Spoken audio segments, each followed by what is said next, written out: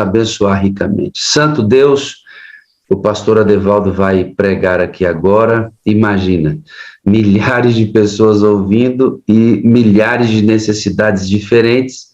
Como é que o pastor Adevaldo teria condições de falar ao coração de tantas situações diferentes, tantas mentes necessitadas de coisas mais variadas possíveis, somente da interlocução do teu Espírito?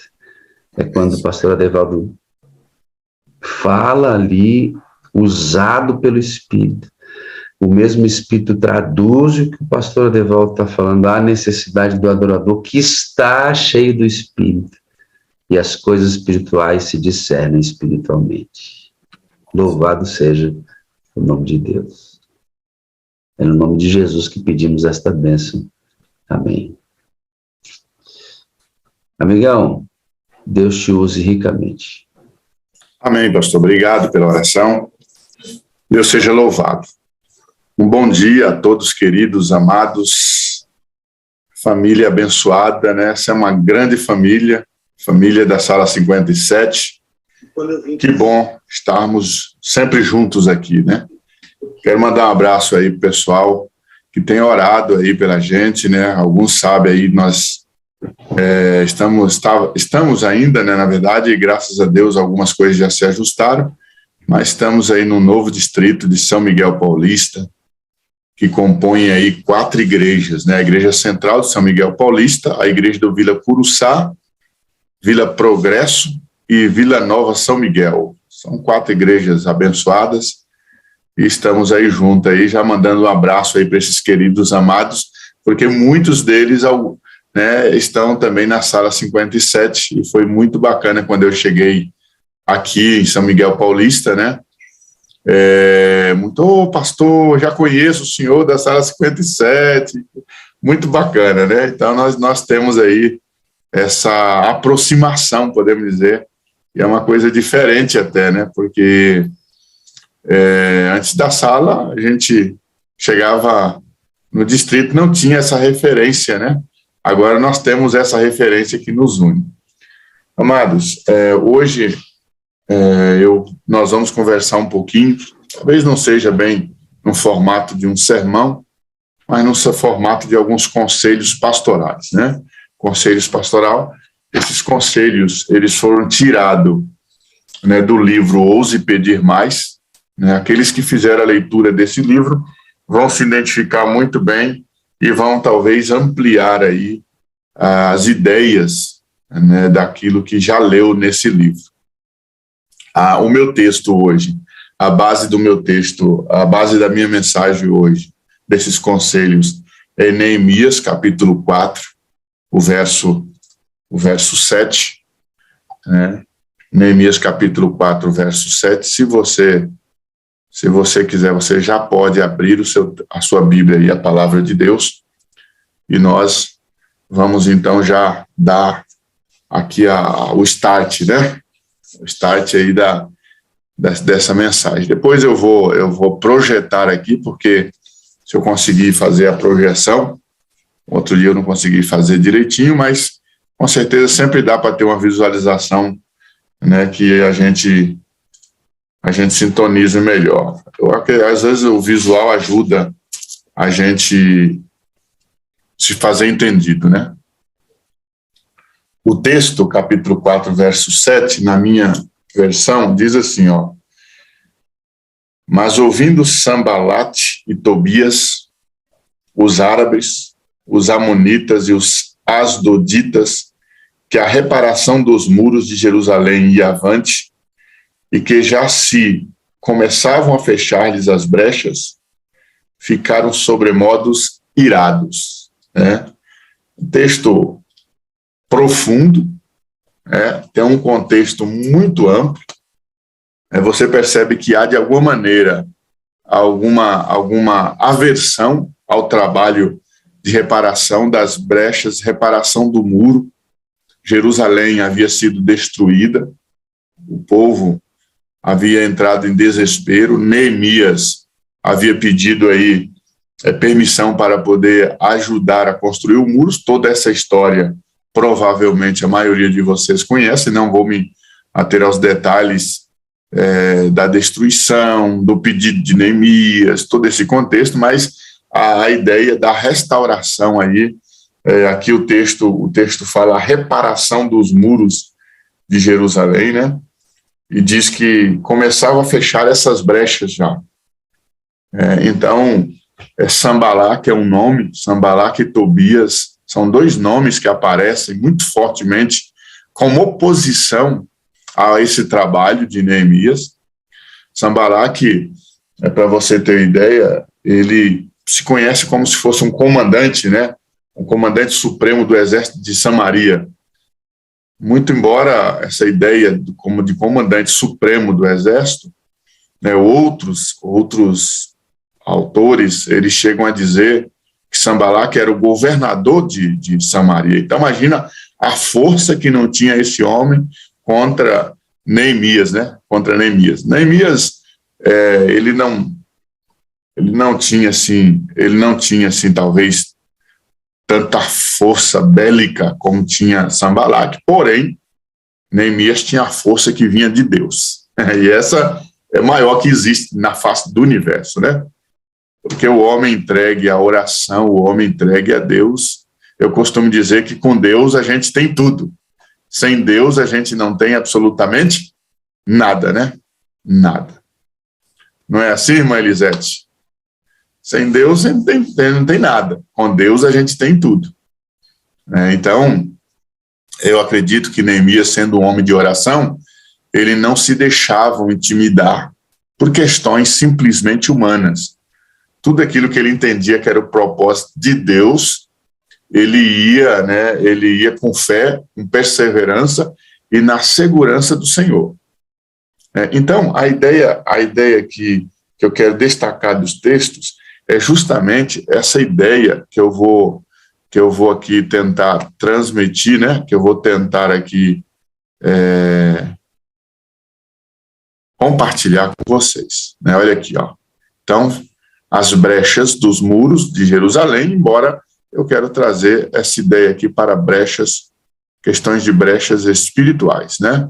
Deixa eu interromper aqui, melhorar aqui essa ideia. Vou ver se vocês vão pedir aí o feedback de vocês, tá bom? Caso a transmissão não esteja passando. Vou ver se eu consigo. Opa!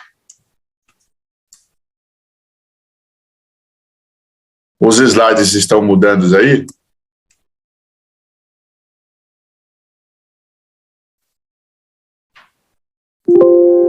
Alguém poderia responder para mim, Silvia?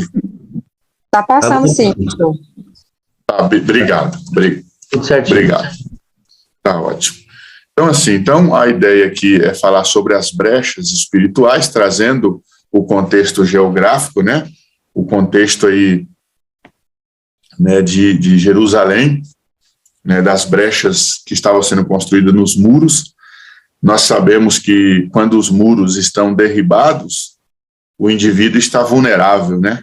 O indivíduo está vulnerável. E Jerusalém, é óbvio, tinha passado por uma questão muito séria. Nós sabemos por que Jerusalém foi invadida, né? Havia sim, negligenciado, né, os preceitos do Senhor.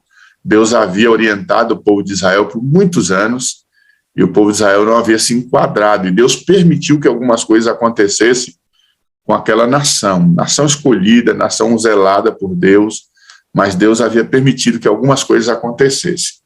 E nós vamos, amados, justamente trabalhar na ideia aqui, não dos muros geográficos, né, das brechas do muro de Jerusalém, fisicamente, mas das brechas espirituais que acontecem na nossa vida.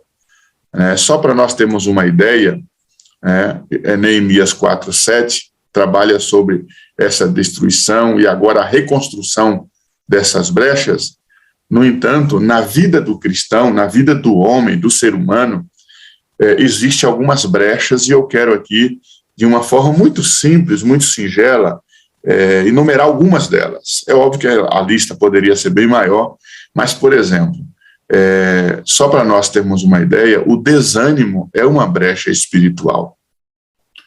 né? A dúvida espiritual também é uma brecha. São brechas que estão abertas no seu muro, tá? Então é bom isso ficar muito claro. A nossa vida espiritual, ela é como se fosse um muro. Nós precisamos estar protegidos. Você lembra que Deus, ele nos orienta a vestir toda a armadura? Quer dizer, há uma proteção, precisa haver uma proteção.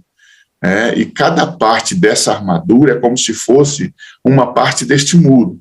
Quando a gente deixa de fazer algo ou deixa de viver algo que Deus nos ensinou, então o nosso muro acaba tendo essas brechas, né? A obscuridade e letargia espiritual é uma outra brecha, o descontentamento espiritual é uma outra brecha, fadiga espiritual é uma outra brecha, sensação de estar sobrecarregado na vida é uma brecha espiritual, vai te acarretar algumas coisas. Depressão e desespero acaba sendo uma brecha também. É preciso tomar muito cuidado as pessoas que têm problemas emocionais, né? Porque nós, como cristãos, nós precisamos andar dentro de um equilíbrio. E quando nós faltamos o equilíbrio, nós deixamos também de viver, muitas vezes, os princípios ou viver as orientações divinas. Frustração ou raiva é uma brecha, e o sentimento de culpa é outra brecha espiritual. Então, vejam, primeira coisa que nós precisamos entender é que existem as brechas, muitas vezes, no muro, né? Se você estou falando para alguém hoje que tem algum tipo de sentimento desse aqui, é preciso acender uma luzinha vermelha e começar a orar a Deus para que essa brecha seja fechada. Porque muitas vezes o inimigo pode trabalhar nessas brechas, pode entrar por essas brechas. E aí o que acontece? Veja, olha os pontos de acessos. Então a brecha está aberta, de que maneira o inimigo vai trabalhar, tá, na vida. Então esses são os pontos de acessos, os pecados não confessados. Por que o pecado não confessado é um ponto de acesso?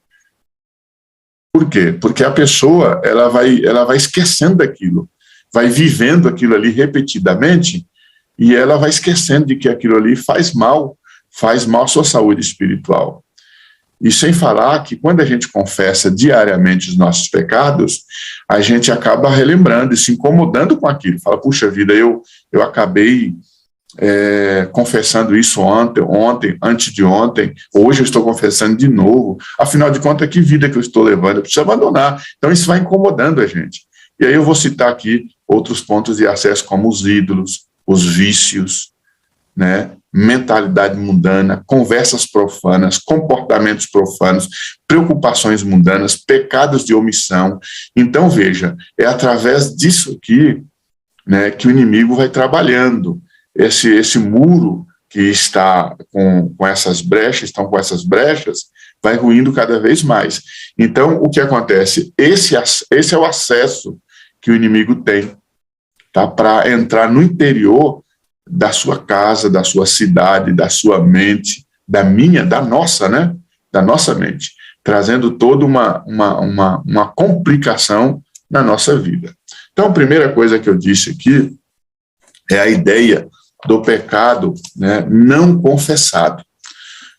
Nós temos a certeza, né, lá em João, 1 João, capítulo 1, verso 9, há uma certeza, uma garantia. Olha só essa garantia aqui, ó, só para você aqui caminhar de uma forma mais tranquila, né, que tudo às vezes aquilo que a gente faz de contrário, não é porque Deus já não nos deu, né, a esperança, não nos deu essa segurança, mas é porque a gente mesmo, às vezes nas nossas tendências, no nosso dia a dia, a gente acaba esquecendo. 1 João 1,9 na minha Bíblia diz assim, olha, se confessarmos os nossos pecados, ele é fiel e justo para nos perdoar os pecados e nos purificar de toda injustiça.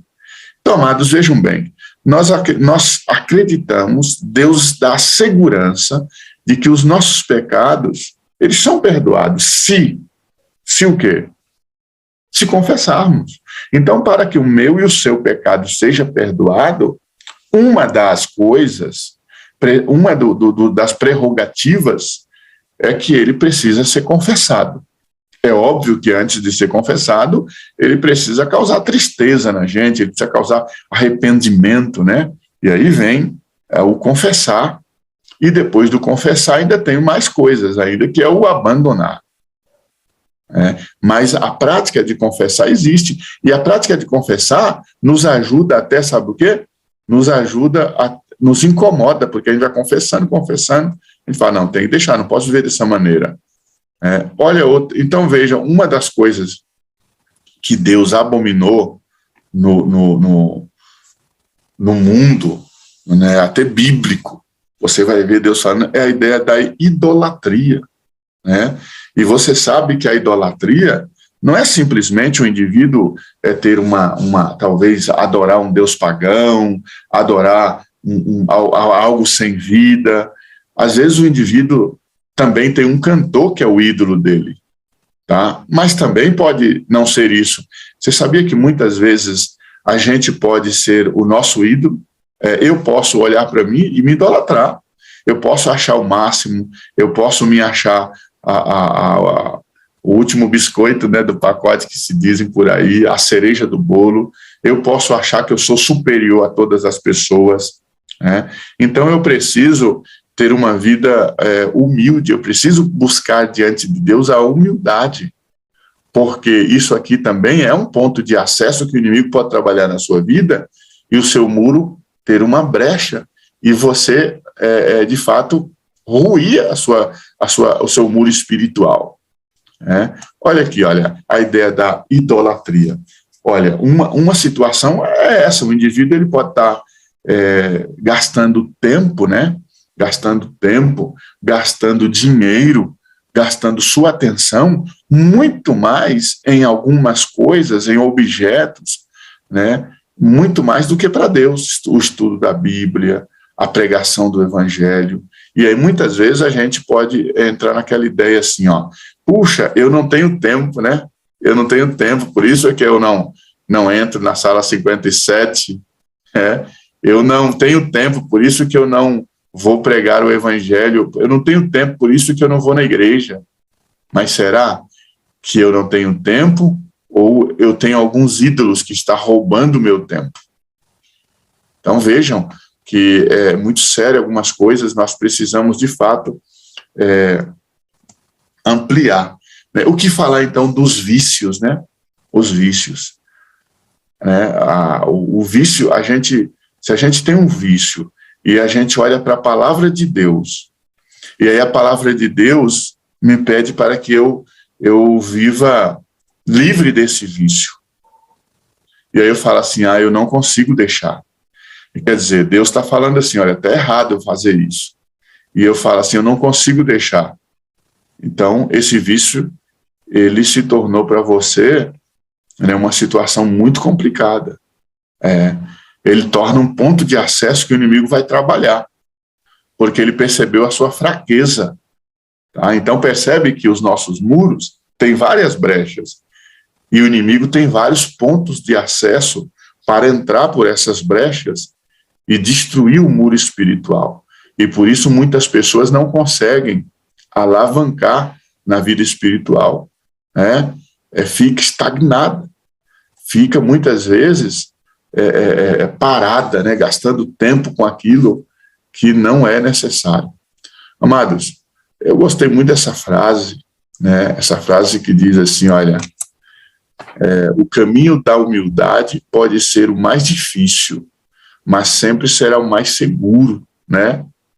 Porque o orgulhoso, ele gasta tanto tempo, né, preocupando só com si, só com ele, só com a sua própria imagem, só com os seus próprios sonhos, com as suas próprias vontades, que ele perde de vista os riscos e os perigos que estão pela frente.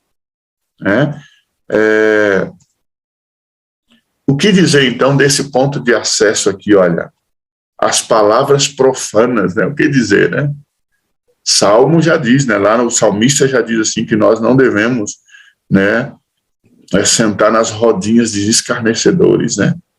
Bem-aventurado o homem, né, que não vive nesse tipo de situações. Então, as palavras, as conversas profanas, também é um ponto de acesso que o inimigo usa para poder trabalhar na vida do indivíduo, né? Outra coisa aqui, olha, os relacionamentos profanos, porque a conversa, ela vai trazer a questão dos relacionamentos, muitas vezes. Olha o que 1 Coríntios 6,10 diz assim, ó, não erreis, nem os devassos, nem os idólatras, nem os adúlteros, nem os efeminados, nem os sodomitas, nem os ladrões, nem os avarentos, nem os bêbados, nem os maldizentes, nem os roubadores herdarão o reino de Deus. Né? Então, amados, vejam que eu estou falando aqui, é óbvio, quando eu falo desses grupos de pessoas, né, eu estou falando que pessoas que se entregaram a esses tipos de situações esqueceram de Deus, esqueceram do que a palavra de Deus diz. A palavra de Deus diz para nós fazer tal coisa e esse grupo faz outra. Né? Então, aqui é colocado alguns grupos de pessoas, e quando a gente olha para esses grupos, a gente diz, pastor, mas será que em algumas situações não pode gerar um certo preconceito? Amigo, a palavra de Deus, quando a palavra de Deus fala, é Deus que está falando. E a ideia é chamar as pessoas para poder entender qual é a vontade de Deus. Quer ver? Um ponto que diz aqui, por exemplo, quando a Bíblia ela diz aqui, olha, efeminados, né? Efeminados. É óbvio que nós estamos falando de pessoas de práticas contrárias, nós estamos falando de práticas, pessoas que praticam esse tipo de coisa, adúlteros, pessoas que praticam o adultério, né?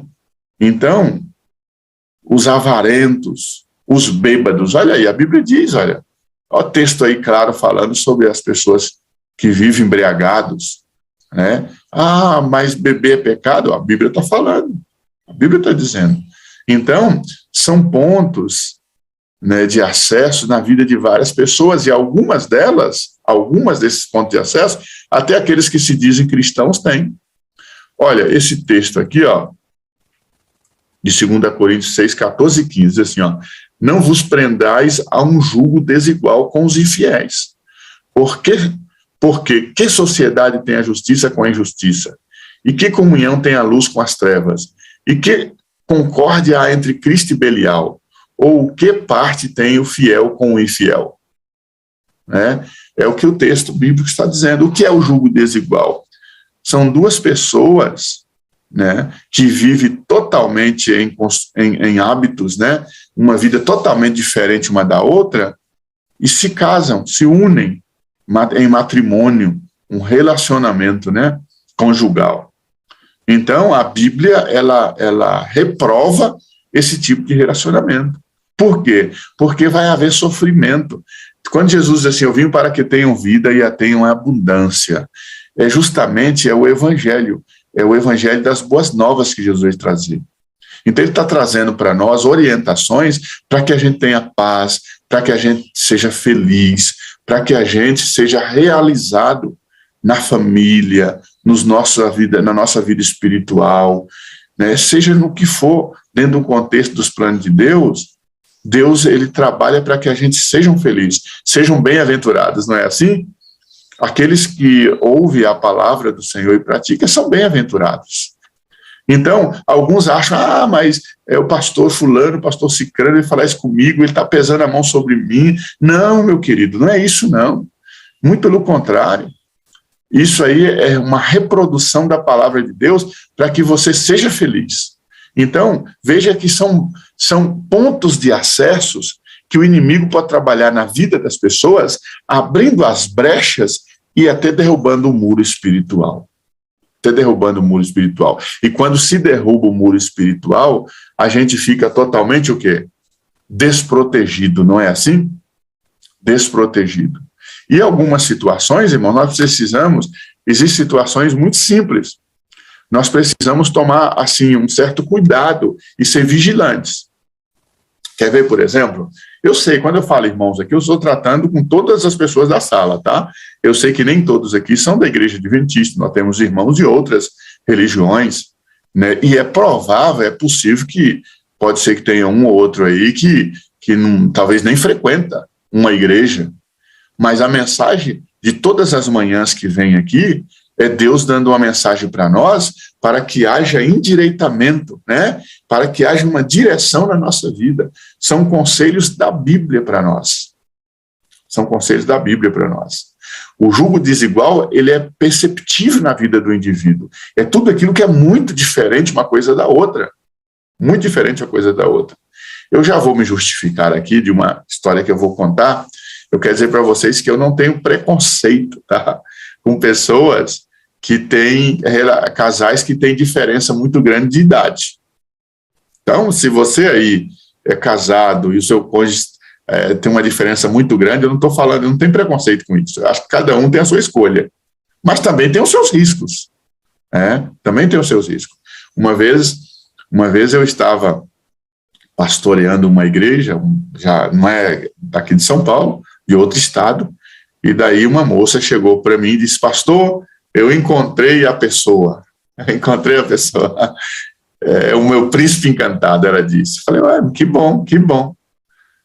O senhor acredita em amor à primeira vista? Ela falou para mim. Eu disse assim: olha, no que eu acredito não importa, mas qual é a história? Conta aí, né? Ela disse assim: eu encontrei um rapaz e essa pessoa é a pessoa que eu estava esperando. Ah, legal, legal. Me conta um pouquinho mais sobre esse rapaz. Ele falou: é o fulano de tal. Falou o nome dele, eu já identifiquei quem era. Fazia uns 3 a 4 meses que essa pessoa havia chegado ali na nossa igreja, vindo de uma outra igreja. Aí ela disse assim para mim assim: nós temos uma diferença de idade, mas para mim isso não importa, porque ele é a pessoa que eu esperava. Ok, tá bom. Aí, o que o senhor acha? O que o senhor acha? A gente está pensando em firmar aí relacionamento, já nos conhecemos, já nos falamos, estamos pensando em firmar relacionamento. Eu falei: não, aí é uma escolha sua, mas por que você está me perguntando? Não, pastor, porque assim, veja bem, ele já tem uma diferença de idade e nós não podemos namorar muito tempo, né? A gente precisa namorar e a gente já está pensando em namorar e daqui mais alguns meses, quem sabe, já casar. O negócio é rápido aí, né? Já está começando a pensar em casar. Aí eu falei: qual a diferença de idade? Não, ele tem 25 anos diferente de mim, a moça falou. Tá, para você isso não incomoda? Ela disse: não incomoda.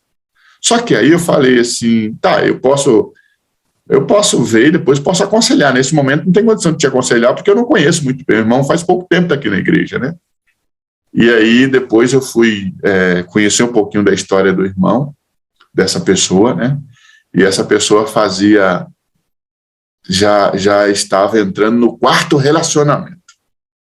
Ele já havia tido 3 relacionamentos e separado desses 3 relacionamentos. Aí eu entrei em desespero por essa irmã, né? Porque aí já tem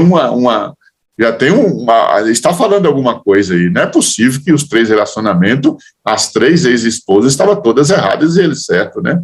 Aí eu cheguei a conversar com ela e eu falei: irmã, é o seguinte, vou dar um conselho para você. Posso dar um conselho? Ela falou: pode, pastor. Eu falei: sai fora disso, irmã. Sai fora desse negócio aí, que isso aí vai ser complicado para você. Não, pastor, mas o senhor não entendeu. Ele também falou que eu era a pessoa que estava esperando, que os 3 relacionamentos dele... Irmã do céu, não faz isso. A Bíblia nos orienta, a gente tem que ser prudente. Para você ter ideia, irmãos, amigos aqui da Sala 57, abençoado de Deus, eu fui até a casa da mãe dessa irmã para pedir para a mãe da irmã fazer aquela filha tirar aquilo da cabeça, porque aquilo ali não estava assim... Estava muito estranho, né? Estava muito estranho. A mãe falou: pastor, eu já falei com ela. E aí, irmãos, moral da história, 6 meses depois estavam casados. No cartório. 6 meses depois. 6 meses depois do casamento, já estavam me pedindo para fazer uma visita. Quando eu cheguei na casa daquele casal, não parecia que eram recém-casados. Problemas que eu nunca vi em nenhuma família. Eu nunca vi nenhuma família. Você tem ideia? Eu nunca tinha visto um problema daquele. Nunca tinha visto. Você tem ideia, essa pessoa, esse senhor, ele controlava a quantidade de alimento que a esposa deveria fazer por dia. Só para você ter ideia, uma coisa, um ponto. Imagina só um negócio desse. Mandilão, como é que pode, hein? Aí, beleza. Aí eu aconselhei, falei, irmão do céu, olha, deu vontade, irmão, sabe o que deu vontade naquele dia? De tirar a cinta, primeiro dar uma surra de cinta nele, depois dar uma surra de Bíblia, né? Porque era uma coisa bizarra demais. Aí, aconselhei, parece que ficou tudo bem, mas 6 meses depois eles se separaram, não aguentaram. Veio a separação. Então, quando Deus nos mostra alguma coisa, mas Deus nos mostra, né, não estou falando que toda questão de idade tem isso, não estou falando isso, eu só estou falando que quando você pede um conselho, observa os conselhos, quem é que está aconselhando, né, para ver se tem lógica esse conselho, né? Então, nesse caso que nós colocamos do jugo desigual aqui, é um conselho divino, Deus orientando a gente, né? Deus nos ajudando para a gente poder ser feliz. Olha só, Salmo 1, verso 1, diz assim, ó, bem-aventurado o homem que não anda segundo o conselho dos ímpios, nem se detém no caminho dos pecadores, nem se assenta na roda dos escarnecedores. Às vezes, a Bíblia bate numa tecla, e a gente não faz. E vem uma pessoa que não tem nada a ver com a Bíblia, fala, não é bem assim, eu acho que você precisa escutar o seu coração. Não esqueça, irmão, não esqueça que o texto bíblico diz, enganoso é o coração mais que todas as coisas, e incorrigível, quem o conhecerá? Quem o conhecerá? Não é assim? Então, nós precisamos andar nos conselhos bíblicos, porque Salmo 119, versículo 105 diz assim, né, que a Bíblia é lâmpada para os meus pés e luz para os meus caminhos, não é assim? Deixa eu aproveitar e conectar aqui o meu computador, que ele deu sinal de bateria fraca, mas já está facinho aqui para conectar, né? Já conectei. Então, irmãos, vamos andar segundo os conselhos da Bíblia, porque aí nós não abrimos aí os pontos de acesso para o inimigo entrar e a fazer as brechas em nosso muro, e aí, quem sabe, até ruir, né? Olha só, muitas pessoas têm preocupações, em vez de se preocupar com as coisas de Deus, porque as coisas de Deus são eternas, se preocupa com as questões mundanas. O indivíduo, às vezes, se preocupa em comprar o carro do ano, em comprar não sei o que lá, investimento só no que é terreno. Eu não estou falando que eu e você não precisamos ter investimentos aqui na Terra, não estou falando isso. Eu só estou falando quando a gente investe só aqui e esquecemos das coisas do alto. Tem gente que eu já visitei que vive uma vida assim, ó, está tão enfiado em dívida que não é fiel a Deus. Não é fiel a Deus. Talvez, né, se eu estou falando hoje para uma pessoa nessa condição, muito cuidado, muito cuidado. Repara essas brechas. Assim como Neemias estava reparando as brechas do muro, houve oposições. Quando você começar a reparar suas brechas, também haverá oposições. Talvez uma crítica de um parente, de um pai, de um cônjuge, de um filho. As coisas de Deus parece que sempre levanta oposições, né? Olha só 1 João 2,15, assim, ó, não ameis o mundo, nem o que há no mundo, ou que no mundo há. Se alguém ama o mundo, o amor do Pai não está nele. Olha só. O que é amar o mundo? Amar o mundo, irmão, é assim, a gente só investe naquilo que a gente ama. Se a gente não investe nas coisas de Deus, é porque a gente, de fato, não ama as coisas de Deus. Mas se a gente tem um investimento pesado, e o maior investimento não é o dinheiro, sabia? O maior investimento não é o dinheiro. Também é o dinheiro, mas o maior investimento é onde a gente desgasta, onde a gente gasta o nosso tempo, gasta a nossa vida com aquilo ali. Deus nos chama a ser um com Ele, né? Mateus 6,21 diz assim, porque onde estiver o vosso tesouro, aí está também o vosso coração. Uma verdade, né? Ellen White, a profetisa, né? Essa mulher, ela teve várias visões, vários sonhos. Ela nunca foi contra a Bíblia. Tudo que ela falou estava de acordo com a Bíblia. E ela diz aqui, olha, num livro, Conselhos sobre Mordomia, diz assim: por que é que os homens, estando no próprio limiar do reino do mundo eterno, né? Então, no próprio limiar do reino do mundo eterno, são tão cegos, né? Por que que os homens estando assim, né? Estão saindo, estão sabendo que Jesus está próximo de voltar, e às vezes as pessoas são tão cegas, não enxergam o óbvio. Aí diz assim: mas muitos adventistas do sétimo dia deixam de reconhecer. Aí agora eu peço licença para aqueles que estão conosco, que não são adventistas, essa mensagem especial para você que está na sala, que é adventista, tá? Mas muitos adventistas do sétimo dia deixam de reconhecer a responsabilidade que sobre eles repousa de cooperar com Deus e com Cristo na obra da salvação. Não procuram aproveitar ao máximo as oportunidades que lhes são concedidas. Tem se apoderado da igreja a lepra do egoísmo. Olha que texto, irmão. Tem se apoderado da igreja a lepra do egoísmo. O Senhor Jesus Cristo curará a igreja dessa terrível enfermidade, se esta quiser ser curada, amém? Se esta quiser ser curada. O remédio encontra-se no capítulo 58 de Isaías. Lição de casa. 58 de Isaías, tá? Ali encontra-se o remédio. Ali encontra-se a cura, restauração. Você quer ver? Não vou ler todo, lógico, não vou ler todo o capítulo, mas encerrando aqui a nossa conversa, abre lá em Isaías 58, abre um pouquinho lá, Isaías 58, não vamos deixar passar assim em branco, né?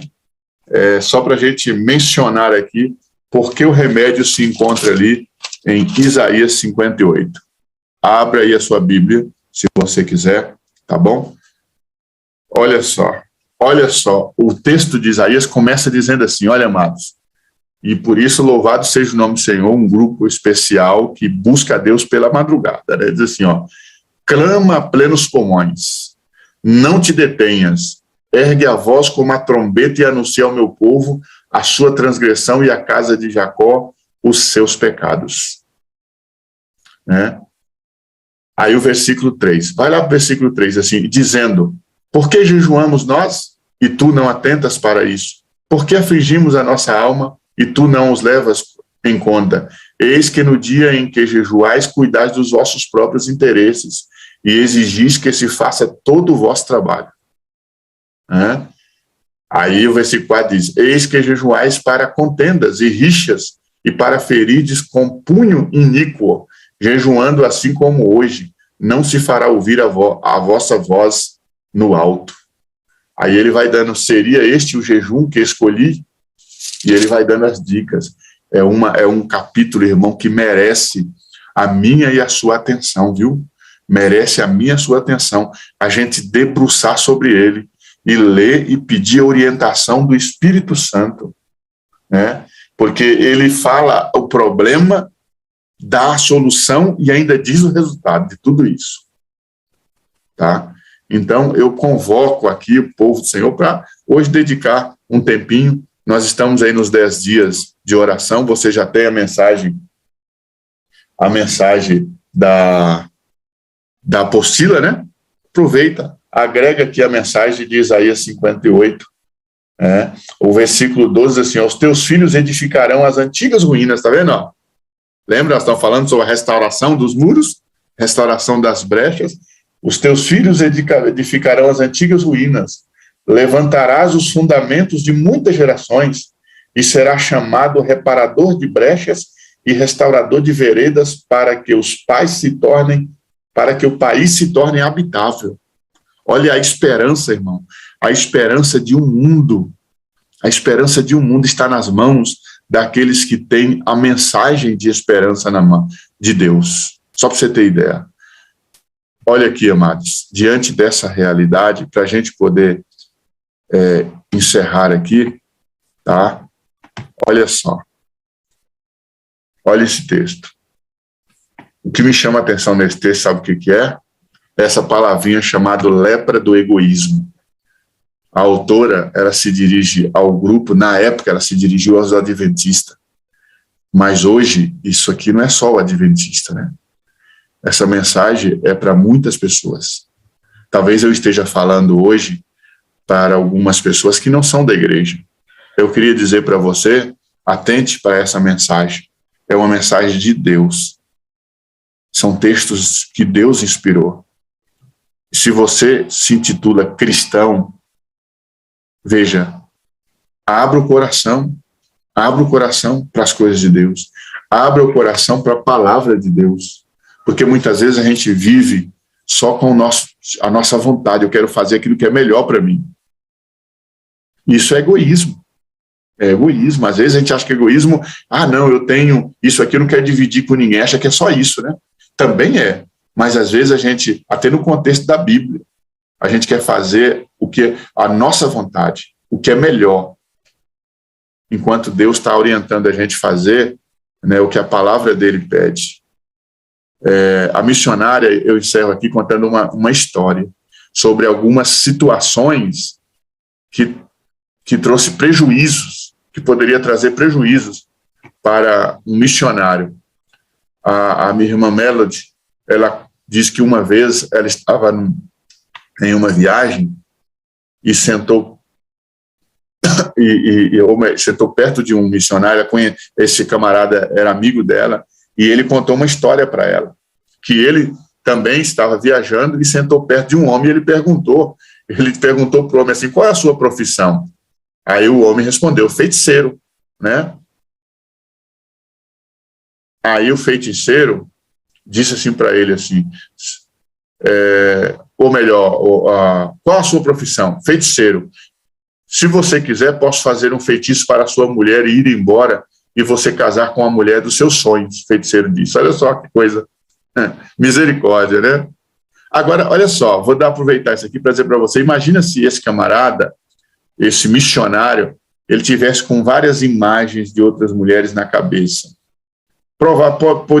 Ele podia nesse momento começar a pensar: uau, então é oportunidade, né? Mas o missionário diz assim: não, você não conseguiria enfeitiçar a minha casa. David respondeu com firmeza isso. Aí, olha só, o feiticeiro falou: consigo sim, eu conseguiria sim. Aí o missionário disse: conseguiria não. O missionário chama-se David. Conseguiria não, manteve-se impassível. Aí o feiticeiro disse: deixa-me fazer algumas perguntas para você aí. Insistiu ele. O missionário falou: ok. O David falou: ok. Aí o feiticeiro perguntou: você vê pornografia? Olha aí, lembra os pontos de acesso que eu falei para ruir o muro? Olha só, diz assim: você vê pornografia? Aí o missionário diz: não. Aí o feiticeiro insistiu: você assiste algum filme de magia ou que fale alguma coisa do mundo oculto? O missionário respondeu: não. O feiticeiro falou: você vê novelas? O feiticeiro nunca, ou melhor, o missionário diz: nunca. O feiticeiro então continuou: você lê revistas mundanas como... Aí citou alguns títulos de revistas mundanas, né? Aí o missionário disse: de jeito nenhum. Aí o feiticeiro falou: você ouve rock? E falou outras músicas mundanas. Aí o missionário falou: não. Isso aqui tudo são pontos de acessos que o inimigo entra na vida das pessoas para abrir as brechas espirituais, né? Aí o feiticeiro agora conclui dizendo assim: você então está certo. Não posso tocar em você nem na sua família. Mas a partir do momento em que você participar de qualquer uma dessas atividades, eu poderei exercer todo o poder do mundo contra você. Você viu? Só para você entender aqui, irmãos, só para você entender, olha esse texto bíblico. Quando Cristo habita na vida, esse fato não se pode ocultar, pois ele é como a fonte de água que salta para a vida eterna. Não podemos senão apresentar a semelhança de Cristo em nosso caráter e em nossas palavras. Nosso comportamento produz nos outros profundo e perdurável e crescente amor por Jesus, e tornamos manifesto por palavra e conduta que estamos moldados segundo a imagem de Cristo. Então, querido, Romanos 8,37 diz assim: mas em todas estas coisas somos mais que vencedores por aquele que nos amou. E 1 Pedro 2,9 diz: mas vós sois geração eleita, sacerdócio real, nação santa, povo de propriedade exclusiva. Olha só, né? Olha só, né? O texto bíblico, nós somos uma geração eleita, sacerdócio real, nação santa, povo adquirido para anunciar as virtudes daquele que o chamou das trevas para a sua maravilhosa luz, amado. Amigo, eu encerro aqui dizendo que nós precisamos vigiar e orar. Vigiai e orai para que nós não venhamos cair em tentação. Porque o espírito está pronto, né? A carne é fraca, mas o espírito está pronto. Deus nos chama a uma vida de prática, condizendo com aquilo que eu acredito. Eu pergunto para você nessa manhã, como que está o seu muro espiritual? Como que está o seu muro espiritual? Existem algumas brechas nele? Existem alguns pontos de acesso que está causando sofrimento, e esse sofrimento é porque o inimigo está atuando, e talvez até hoje você ainda não tinha percebido que esse é um ponto de acesso que o inimigo trabalha? Eu quero terminar aqui fazendo uma oração, pedindo a Deus que me ajude a ter um muro fortalecido, um muro forte, para lutar contra as ciladas do inimigo, para estar protegido contra as ciladas do inimigo. Quero perguntar para você também, você não gostaria de tomar uma decisão nessa manhã, pedindo ao Senhor para que as brechas, se existe alguma brecha no seu muro aí, essas brechas sejam reparadas, que o inimigo seja repreendido e de modo nenhum ele tenha esse ponto de acesso, na sua vida. Quero orar com você. Vamos orar? Senhor nosso Deus, Pai querido, obrigado, Pai, por essa boa oportunidade. Senhor, essa manhã nós nos levantamos, às vezes, sem muito planejamento do dia, outros com o dia cheio, que não cabe mais nada na agenda, outros sem saber o que vai fazer hoje. Mas nós queremos te entregar a nós, ó Pai, a nossa vida em tuas mãos neste dia. Que a nossa vida, a nossa agenda, ela seja direcionada pelo Senhor. Aqueles talvez que estão sem muita expectativa no dia de hoje, que o Senhor possa preencher a vida de cada um, segundo a tua palavra, segundo a manifestação do teu Santo Espírito. Pai eterno, nós queremos pedir que o Senhor nos ajude. Se porventura alguns de nós, ó Pai, tenhamos algumas brechas em nosso muro e alguns pontos de acesso que o inimigo possa trabalhar, Senhor, nós queremos pedir que o Senhor repreenda essa situação. Dê forças, Pai. Nos ajude a reparar essas brechas. Nos ajude, ó Pai, a ter uma vida espiritual com uma verdadeira fortaleza ao nosso derredor. Nós sabemos que a nossa segurança, a nossa fortaleza é Jesus. Ele é a nossa proteção. Por isso, nos ajude a estar sempre agarrado em tuas mãos, agarrado na tua graça e diante da tua glória, viver permanentemente. Nos ajude a fazer escolhas, Pai. Escolhas que agrade o Senhor, não escolhas que agrade a nós mesmos ou agrade as pessoas que estão ao nosso lado, mas que primeiramente venham agradar a Ti. Entrego a cada família aqui representada, a cada pessoa, a cada amigo, a cada irmão, ó Pai, em Tuas mãos, e faço isso nesta manhã, em nome de Jesus. Amém? Amém. Graças a Deus. É isso aí, né, amigo? Amém. Esse é o resultado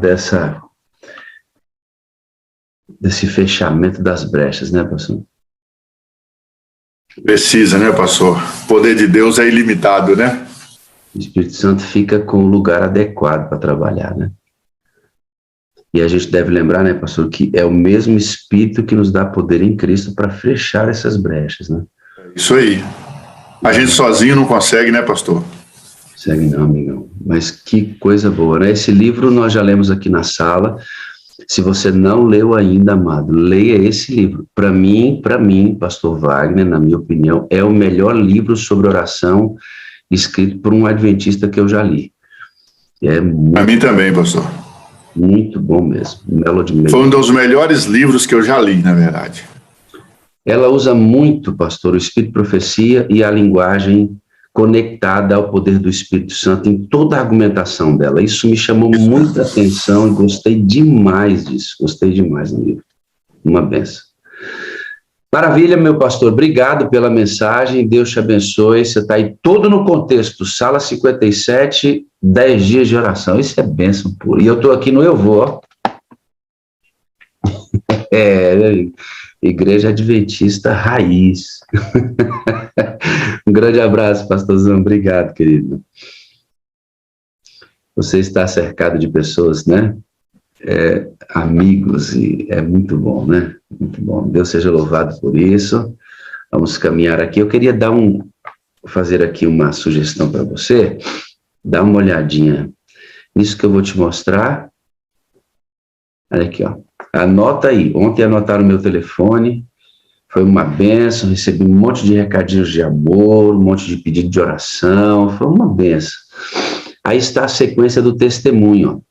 Sua história de vida, sua conversão, história marcante, entrada nas salas, descobertas aqui nas salas, mudanças já evidentes. Então, toda vez que a gente colhe um testemunho, vai seguir essa métrica aqui, nessa sequência. Você está aqui na sala 57, tem uma história para contar da sua vida aí, o que aconteceu na sua vida cristã depois que você começou a frequentar este ambiente, suas descobertas, suas transformações. Querido, você fica olhando os testemunhos aqui que diz assim, pastor, mas tem cada testemunho aí. Olha, deixa eu dizer para você, testemunho é testemunho. Cada um deles tem sua função, tem sua importância. Então, anote essa sequência. E se você desejar contar o seu testemunho aqui na sala, manda para a gente, faz chegar até aqui. Não sei em quanto tempo nós vamos contar o seu testemunho. Às vezes pode ser rápido, às vezes pode ser mais lentamente, mas vai chegar a hora, tá bom? Então, vou mostrar mais uma vez aqui para você não tire uma fotinha, anote, ó. Quero saber, resumidamente, a sua história de vida, como é que você se converteu, nesse processo de conversão, uma história marcante. Aí você entra na sala, conhece a sala, descobre algumas coisas aqui na sala importantes, e o que essas descobertas têm feito de mudanças já evidentes na sua vida. Tá bom? Tem testemunho aí? Deus está fazendo a obra de transformação na sua vida? Meu amigo, manda para cá, que a gente quer contar essa história para milhares de pessoas serem abençoadas. Como você vai ser abençoado agora pela história do Leon? Deixa eu ver se eu tenho dois aqui, acho que é Paulo. Só um minutinho que eu tinha dois, deixa eu só confirmar com ele aqui.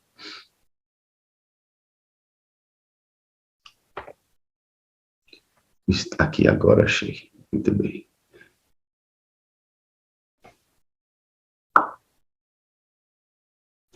Paulo, abre aí, Paulo Alexandre Leon.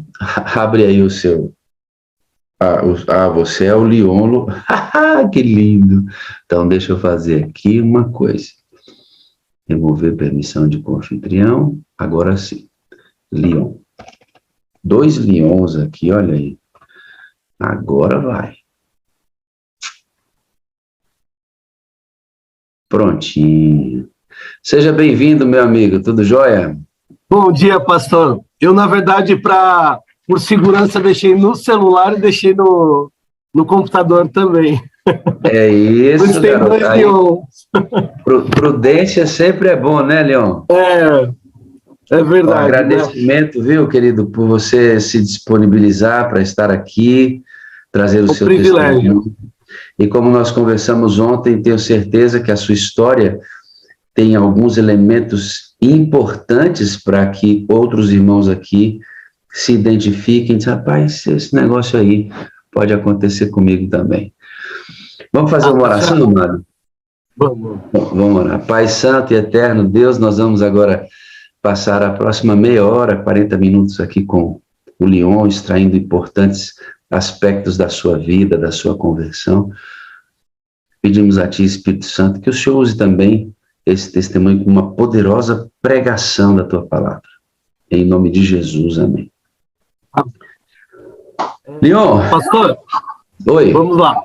Pode falar. Vamos lá. Uma coisa me chamou muita atenção na sua história, né? Que você, antes de conhecer Jesus Cristo, parece que você não acreditava muito em você, a autoestima lá embaixo, e você se via sempre se vitimizando, justificando, e avançava pouco, né? Antes desse conhecimento de Jesus aí. É verdade. Tem vários fatores que nos ajudam, né? O primeiro fator foi a parte da igreja, né? A parte do Senhor Jesus que transforma vidas. A segunda parte também foi ajuda profissional. Eu procurei alguns terapeutas. Hoje eu tenho um terapeuta que é o Alexandre, que é inclusive um professor de filosofia e me estimulou a fazer filosofia também, né? Mas uma das coisas que pesa muito, que uma vez eu li que a senhora Ellen White, ela diz que ninguém tem a mesma oportunidade duas vezes, né? E dentro da filosofia diz que Heráclito diz assim que ninguém se banha no mesmo rio duas vezes, porque a água não é a mesma e você não é o mesmo, né? Então só o fato da gente estar aqui, nessa experiência que é chamada Sala 57, a gente, segundos aqui já fazem a diferença, porque são experiências marcantes. O pastor Adevaldo aí, Cardoso mesmo, veio com uma mensagem maravilhosa, usou também partes do livro dos 10 dias de oração. Me perdoa, pastor, eu vi também o pastor Arão, tem uma experiência maravilhosa com o Campuri, um dia eu conto. Uma bênção. Bom, uma coisa é fato, eu sempre quis passar aquela imagem de pessoa boazinha, né, coitadinho, tudo, e Deus é o nosso maior exemplo. Ele é certo, né? A bondade dele se resume naquilo que é certo, e isso é o que nos transforma, né? Rapidamente, eu venho de um lar onde um histórico familiar por parte de pai muito violento, né? Histórico de suicídio, tudo, e tive um avô, uma autoridade, inclusive foi até advogado de autoridades, mas ele era maçom. E eu tenho certeza que aqui nenhuma das pessoas fazem parte, mas Ellen White ela tem citações muito fortes relacionadas à maçonaria. Eu lembro uma que ela diz assim que é impossível, né, as trevas e a luz andarem juntas. Então é uma recomendação que eu dou para que nós possamos viver sempre na luz. Falando nessa busca que você teve alguns encontros espirituais, né, Leon? Você chegou a ser monge, cara. Opa, cadê você? Pronto. Ativar o seu som novamente, por gentileza. Você chegou a ser um monge Hare Krishna. Isso. E você também passou, fruto de uma religião japonesa, anos em um monastério. Então, assim, eu frequentei a Gnose, um período curto, que tem uma visão mais espiritualista. A gente pode ir para a linha de Helena Blavatsky, né, Aleister Crowley, né, que é bem forte. Fui durante 7 anos de uma igreja japonesa chamada Arte Mahikari, e teve seu valor lá, não posso dizer. E também vivi 2 anos na Venezuela como monge Hare Krishna, né? Então vivia num monastério. E todo esse conjunto de coisas me ajudaram a ser o que eu sou hoje, né? E o que eu percebo é que Deus ele sempre nos conduz para se utilizar na sua obra do Evangelho, né? Então, é sempre uma oportunidade de aprender e crescer com as pessoas. No monastério, eu aprendi a alimentação não carne, né?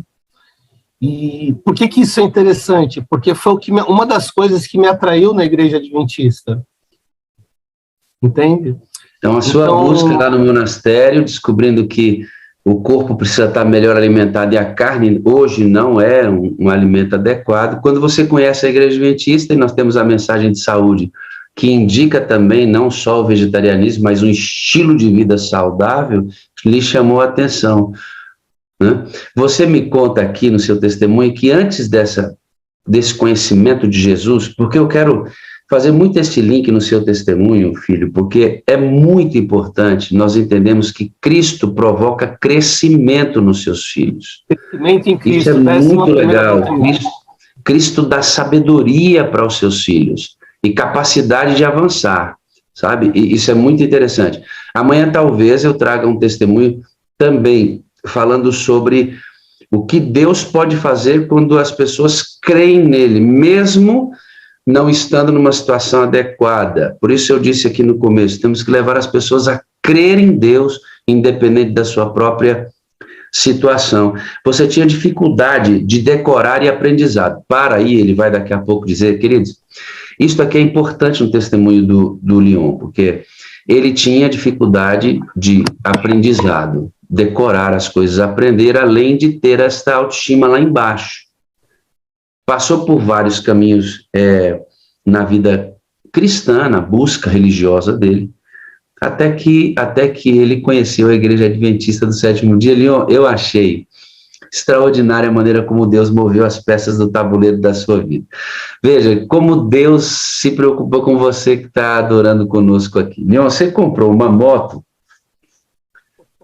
lembra do apartamento que você comprou? Você estava se dando muito bem no emprego, e aí já comprou o AP, a moto, e aí o que aconteceu?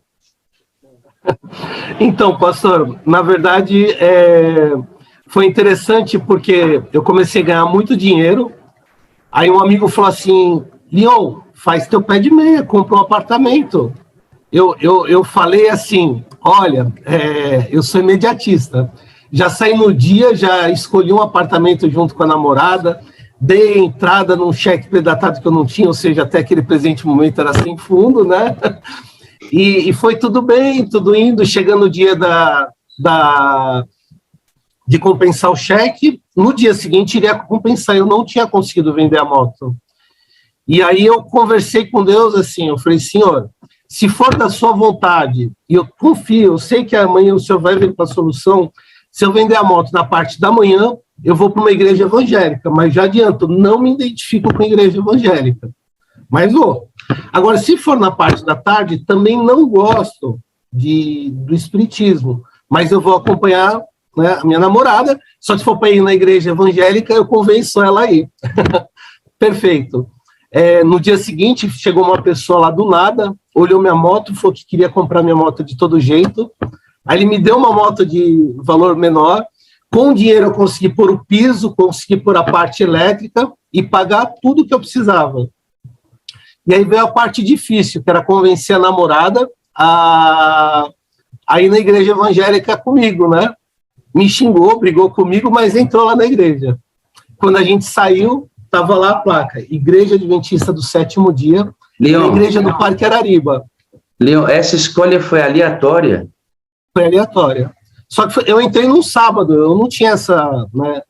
Eu não sabia, eu peguei a moto, num dia eu vi uma igreja lá, aí ela falou, vamos nessa aqui mesmo, né? Você foi cumprir o seu voto. Isso, aí eu paguei minha dívida, né, pastor? Dívida Pagou paga. a dívida. Irmão, para, porque não tem uma oração mais torta que essa.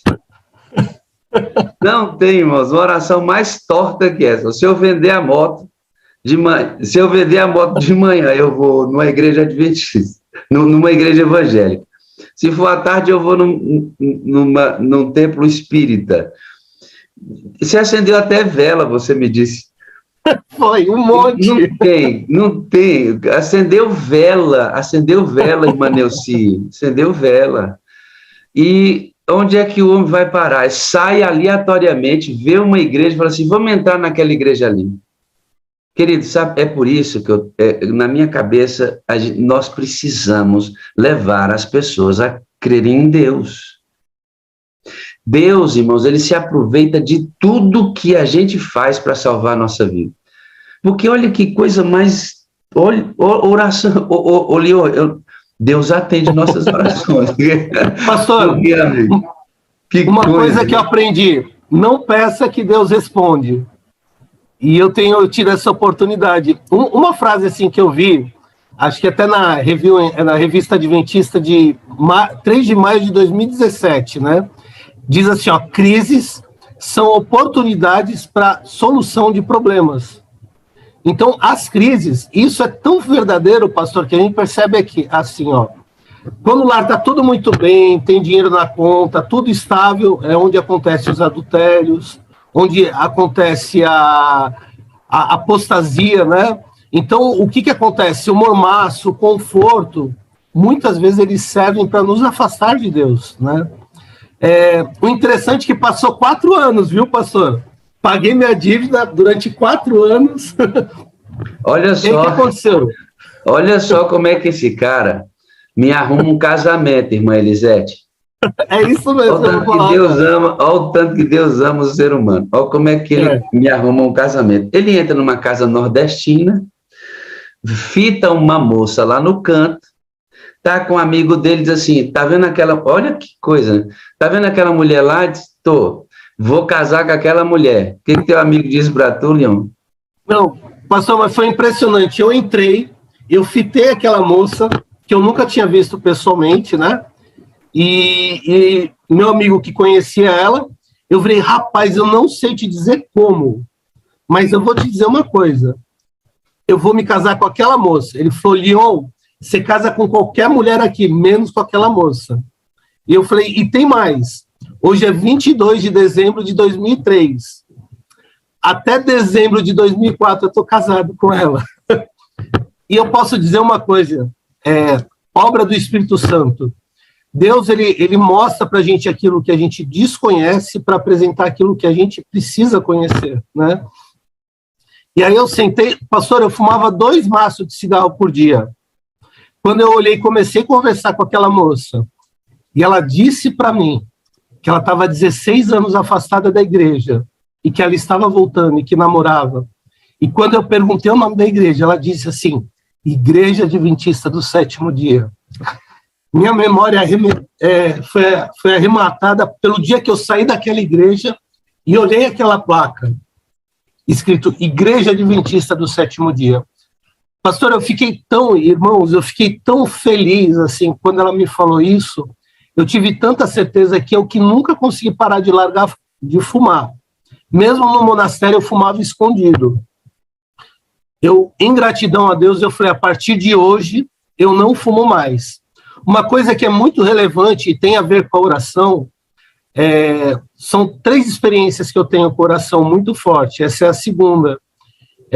Há 1 semana atrás, eu tinha terminado com aquela moça, que foi a promessa, né? Ela terminou comigo, na verdade. Eu estava muito triste, muito frustrado, e eu falei assim, quer saber de uma coisa? Eu preciso encontrar Deus. E eu falei, Senhor, eu preciso que o Senhor me ajude a encontrar uma pessoa que não seja melhor ou pior do que eu, mas que apenas esteja buscando te agradar. E aí, essa que é a minha esposa hoje, né? Ela falou que estava 16 anos afastada da igreja, mas vinha de um lar adventista, berço adventista, né? E é isso. E aí eu conheci ela na hora, né? Ela falou que morava para um lugar, eu morava para outro que não tinha nada a ver. Eu falei que era caminho. Eu levei ela para a casa dela, né? Quando o pessoal falou que era caminho, todo mundo risado, né? O caminho do Japão, mas né?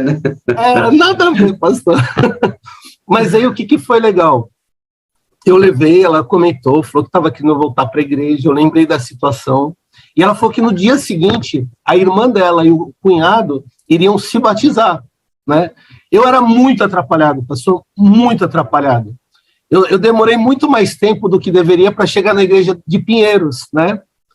Que foi a segunda igreja adventista que eu entrei. Eu cheguei, o pastor disse amém, eu disse amém, levantei e fui embora.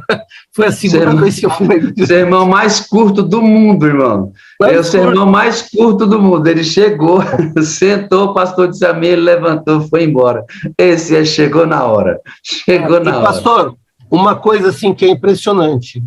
A minha esposa, ela foi viajar, e eu que não sou besta e já tinha visto a situação, peguei o contato de toda a família e fui cevando ela, né? Mas ela me deixou O Grande Conflito e aquele CD Porque é o Pai. E ela foi viajar com o namorado. E pastoreou aquele sofrimento platônico e chorava. Deus, porque o Senhor fez isso comigo? A culpa é dele, entendeu? Então a gente tem sempre, quando diante de uma angústia, a gente sempre joga a responsabilidade e a culpa para Deus. Mas aí eu chorava, e eu acabei devorando O Grande Conflito. E aconteceu algo interessante. Quando eu estava terminando de ler O Grande Conflito, eu não estava entendendo. Aí eu peguei a Bíblia. Quando eu li a Bíblia e vi junto com O Grande Conflito, eu sinto muito. Tive que fechar O Grande Conflito, abrir a primeira página e fui verso a verso que O Grande Conflito dava, lendo a Bíblia. Eu levei 1 ano para estudar. Levei 1 ano e meio para me tornar adventista. E vale lembrar, pastor, que no dia que assim, quando eu fui me tornar um adventista, né, eu percebi o quê? Que os irmãos em nenhum momento me criticaram, me condenaram, me julgaram por eu trabalhar aos sábados, né? Então, o que acontece? Eu trabalhava numa concessionária, 2 vezes eu folgava, 2 vezes eu trabalhava no sábado. E teve um sábado que o que eu não vendia no mês inteiro, eu vendi naquele sábado. E todo mundo falou, nossa, Leon, você é demais. E eu comecei a chorar. E eu entendi ali que o inimigo estava fazendo um trabalho para eu não abandonar, mas mal sabia ele que ele fez justamente o contrário. Cometi alguns erros e na segunda-feira eu pedi para o dono me demitir. Ele engoliu seco. Pastor, só para o senhor ter uma ideia, hoje o salário lá seria em torno de R$12.000. Quem abre mão de 12 mil para ganhar R$1.200 para poder guardar o sábado, né? Tem coisas que para a gente muitas vezes é loucura, não faz sentido. Mas Deus sabe todas as coisas. E se tiver algum jovem, alguma pessoa aí que fala assim, olha, o que me atrapalha arrumar um emprego é o sábado. Irmãos, o sábado quem dá é Deus. Entendem? O sábado quem dá é Deus. E se a gente tiver amor por este dia, amor pelo Deus Criador, o Deus da Bíblia, podem ter certeza, nós ainda vamos ser de testemunhos. Eu falei para o pastor Wagner, que um dos bancos que eu trabalhei foi o Banco Safra. Aliás, nem poderia dizer aquilo, foi um banco judeu. E lá, o que acontecia? Tinha um setor que funcionava aos sábados. E eu não quis trabalhar aos sábados, e eu lembro que o diretor pôs a mão assim para mim e falou, você não tem ideia do problema que o teu sábado me causou. No mesmo dia eu entrar na Superbom, mas por causa disso eu acabei indo trabalhar lá. E em 3 meses eu estava entre os 10 melhores. E o que foi interessante, o fato de eu ter sido firme nas minhas convicções fez com que o diretor acionista do banco me apresentasse para toda a diretoria. Se eu não fosse guardador do sábado, nunca que ia acontecer essa oportunidade. Ele chegou e perguntou para mim, por que você guarda o sábado? E eu falei, a princípio, eu guardava porque Deus pede para guardar. Mas hoje eu guardo porque no sábado é um dia de prazer. É um dia deleitoso e onde eu recarrego as minhas energias. E eu consigo atender tudo isso de cliente e fazer, por quê? Porque eu tenho um descanso sabático. Ele falou, eu sou judeu e não guardo sábado, quer dizer que eu vou para o inferno? E aí, a empresa inteira parou que dava para ouvir uma agulha, né? Eu falei, olha, Deus está pronto a perdoar, não cabe a mim julgar, eu posso dizer por mim, mas não pelo outro. Aí ele veio perguntar de Levítico, uma série de coisas. Mas o que eu quero dizer é que, até o presente momento, o sábado, para mim, tem sido uma fonte de inspiração para outros e também uma oportunidade para eu me policiar como cristão. Como que eu posso ser desonesto e dizer que guardo o sábado? Então, o fato de você estender uma bandeira dizendo eu guardo o sábado envolve responsabilidade. Imagina a pessoa falar, aquele cara lá diz que é adventista, que é crente, que guarda o sábado, mas age de forma desonesta, é um adúltero, engana, mente. Então, guardar o sábado, ele exige muita responsabilidade. Irmãos, nós estamos mostrando que nós cremos em um Deus que é criador, mantenedor e redentor, né? Que vem aí o termo deísmo, né? Teísmo, perdão. Isso. Eu estou aqui pensando nos amigos que estão conosco na sala que não são adventistas. São membros de outras denominações, ou talvez não tenha crença nenhuma. Amigo, nós adventistas do sétimo dia cremos na Bíblia, assim como ela está escrita.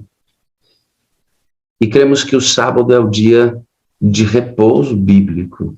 Para quem tem a vida fundamentada na palavra, não resta outra alternativa, depois de você conhecer todas as escrituras, de que o sábado realmente é um dia que o Senhor separou para nós. E ele é um dia abençoado em si mesmo. Não sou eu que abençoo o sábado.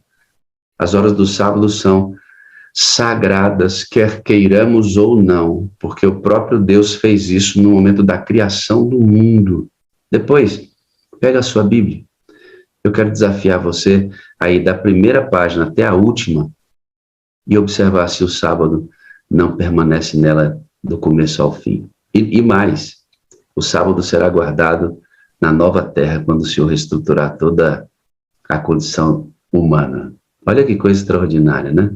Leon, daqui eu quero dar um pulo, porque eu quero mostrar o seu projeto. O projeto que você está desenvolvendo bem legal. Nós vamos dar um pulozinho.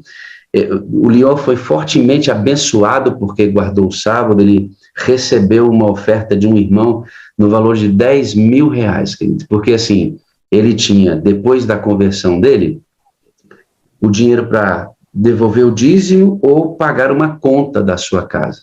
De luz, Estava cortado, inclusive, viu, pastor? Luz cortada ou devolvo o dízimo? Luz cortada ou devolvo o dízimo? Ele devolveu o dízimo.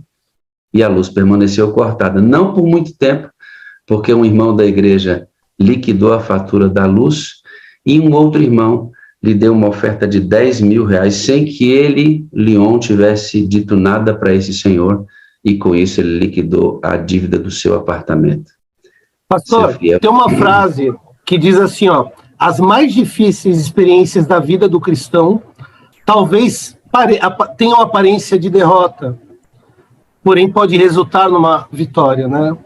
E na verdade, essa experiência de equidade, de bondade com esses dois irmãos, um que pagou todas as contas atrasadas e o outro que com R$10.000 resolveu minha despesa de condomínio, serviu para hoje eu ter um projeto de vida, que tem a ver com o projeto que o senhor falou, e através desse projeto, hoje eu estou trabalhando na prefeitura aqui da cidade onde eu moro, que é São Lourenço da Serra, no CRAS, que é um centro que trabalha com pessoas em vulnerabilidade. Então legal isso, bem legal. Eu quero mostrar isso, queridos, que a bênção na vida do Leon não ficou para ele. Ele foi ajudar pessoas. Esse aqui é o projeto que você desenvolve. Quantas famílias são assistidas hoje, Leon, nesse projeto? Pastor, esse projeto ele começou em casa. A minha esposa, junto com a tia Rosa, né, e a irmã Alda, iam visitar as famílias nas casas e fazer estudo bíblico. Aí veio a necessidade de ter uma igreja, né? E aí, o que acontece? A gente fazia um estudo bíblico, dava um lanche, sempre com alimento, tudo. Aí o senhor pode ver, olha, eu gosto muito dessa foto, né? Mexe. Famílias levando alimento para casa. Sabe, irmãos, eu não sei que tipo de vida a gente tem buscado a ter, que tipo de conforto a gente tem buscado. Eu pessoalmente, às vezes comprava roupa de marca, tudo.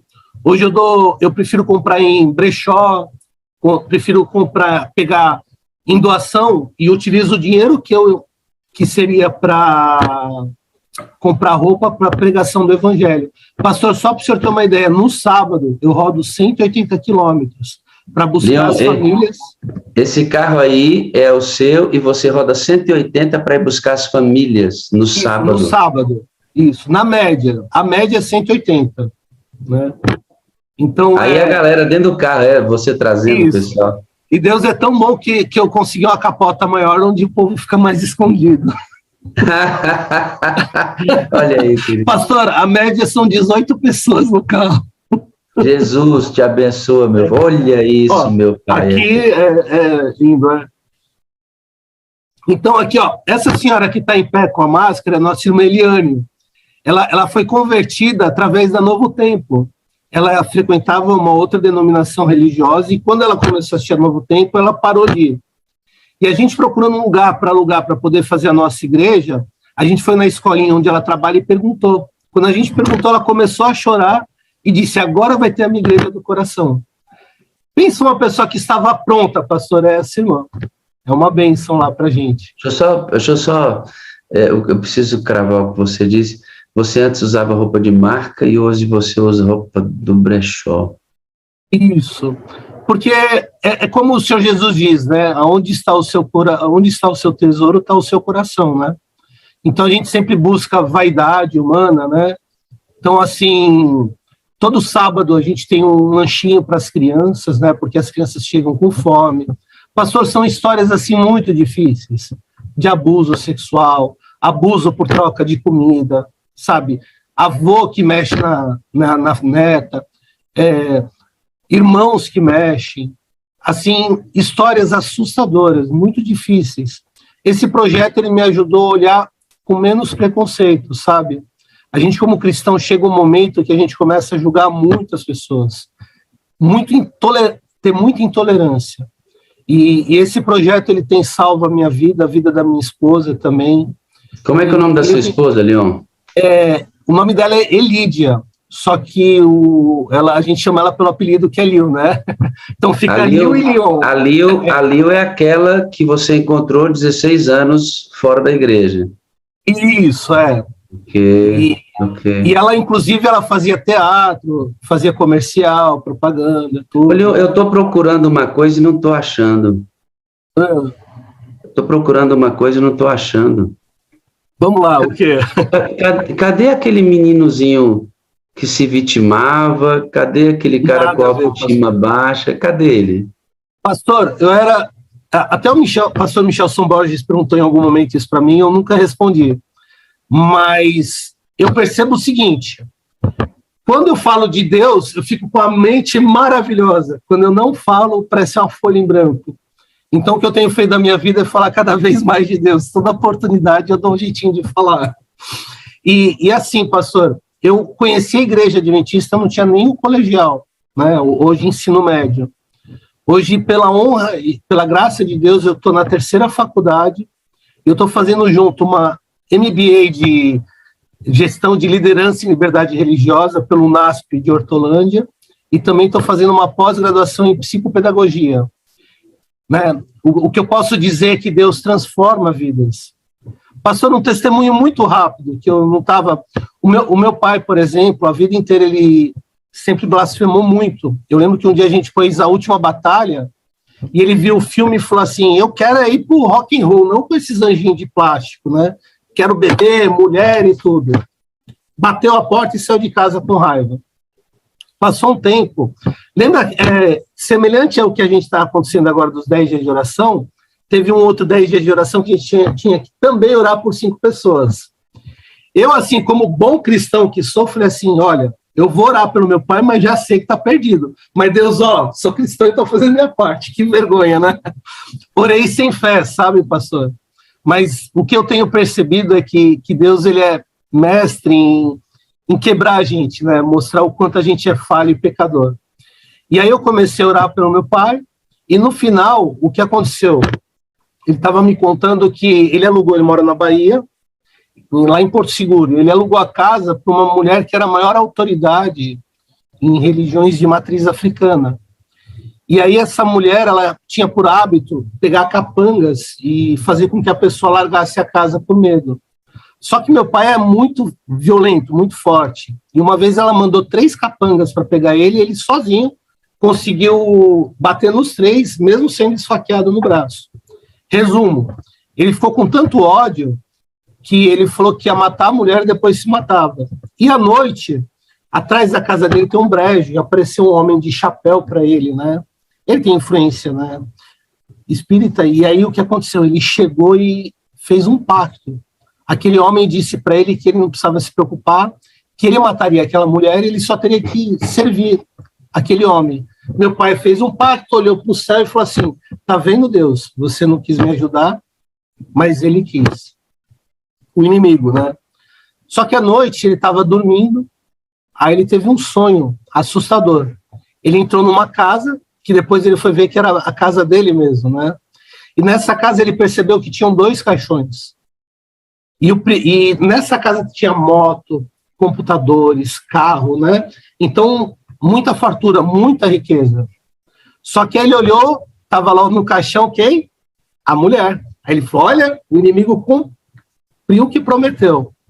No segundo caixão, ele olhou e tinha uma outra pessoa, ele mesmo. Ele falou, puxa, então isso vai me levar à morte. E aí ele olhou para cima e ele viu uma pequena fresta, assim, com uma luz. E essa luz descia para uma cabeceira, e nessa cabeceira tinha uma Bíblia. E ele, a partir daquele momento, ele entendeu a importância. Por que eu estou falando isso, irmãos?